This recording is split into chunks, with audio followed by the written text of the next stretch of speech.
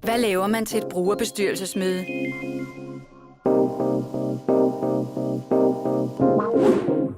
Mathias, hvor lokker du mig hen nu? Jamen, vi skal nå til noget, der hedder bestyrelsesmøde. Og lige herinde bag døren, der er holdt et bestyrelsesmøde. Hvorfor holder det det, og hvad går det ud på? Jamen, lad os lige efter.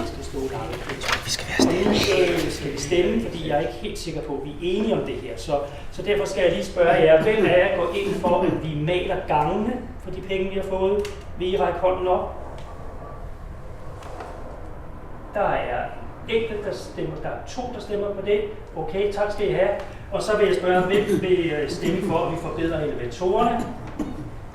Der er Anne-Marie, 2, 3, 4, det er 6. Ved I hvad? Der var et klart flertal for, at vi skal forbedre elevatorerne.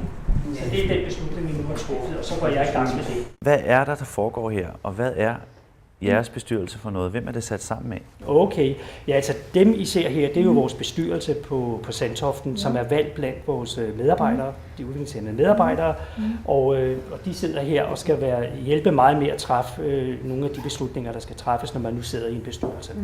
Og hvordan bliver man så valgt? Det er sådan, at her hos os, der bliver man valgt, man kan stille op ude på de enkelte værksteder, hvor man er tilknyttet. Og så bliver der stemt mellem alle dem, der er på værkstedet, mellem dem, der stiller op, og den, der får flest stemmer, bliver valgt til bestyrelsen. Og sådan er bestyrelsen sammensat for flere af vores værksteder. Kan det ikke være svært at blive enige, når man er så mange om?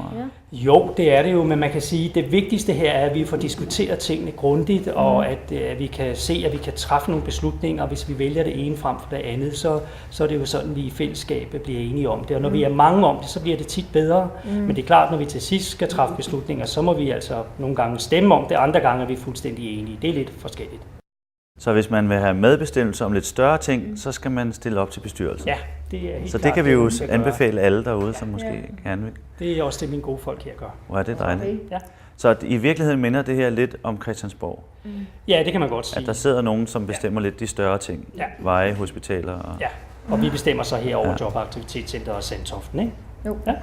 Jamen, det var dejligt. Har du flere spørgsmål? Nej, ikke rigtig. Har du? Nej, jeg føler, jeg ved godt, hvad det går ud på nu. Okay. Det var dig, vi måtte besøge. Okay? Fortsat godt bestyrelsesmøde. Til jer andre. Hej alle sammen. Hej. Og vi går bare videre med vores møde, ikke? Og vi har jo så nu truffet en beslutning, og som jeg sagde tidligere, så går jeg nu videre med det, så vi kan få ordnet det her. I brugerbestyrelser er man flere om at beslutte vigtige ting. Dem, der sidder i brugerbestyrelsen, er blevet valgt af de øvrige medarbejdere eller bofæller.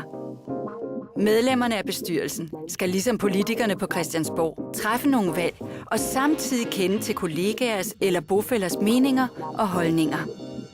Det vil sige, at bestyrelsesmedlemmerne skal lytte til andre og bringe andres meninger med til bestyrelsesmøderne.